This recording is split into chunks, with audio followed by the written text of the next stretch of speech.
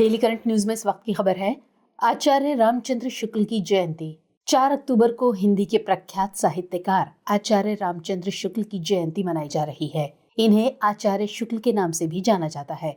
आचार्य शुक्ल हिंदी के उच्च कोटि के आलोचक, इतिहासकार और साहित्य चिंतक थे। इन्होंने भारतीय साहित्य की नई अवधारणा प्रस्तुत की और हिंदी आलोचना का नया रूप विकसित किया। आचार्य रामचंद्र शुक्ल का जन्म 4 अक्टूबर 1884 को ब्रिटिश भारत के उत्तर प्रदेश के बस्ती जिले के अगोना गांव में हुआ था। इनकी आरंभिक शिक्षा उर्दू, अंग्रेजी और फारसी में हुई, जबकि विधिवत शिक्षा इंटरमीडिएट तक ही प्राप्त की। स्वाध्याय द्वारा इन्होंने संस्कृत, अंग्रेजी, बांग्ला और हिंदी के प्राचीन व नवीन साहित्य का अध्ययन किया। 1905 में काशी नागरी प्रचारणी सभा में हिंदी शब्द सागर निर्माण कार्य में सहायक संपादक पद पर नियुक्त हुए। बाद में ये काशी हिंदू विश्वविद्यालय में हिंदी के प्राध्यापक बने और आगे चलकर हिंदी विभाग के अध्यक्ष बने। इसी पद पर रहते हुए काशी में ही वर्ष 1941 में इनका निधन हो गया। काशी उनकी कर्मस्थली थी। इन्हें हिंदी साहित्यिक परंपरा में आलोचना की शैली का परिचय देने के लिए जाना जाता है। शुक्ल जी की गद्य शैली विवेचनात्मक है, जिसमें विचारशीलता,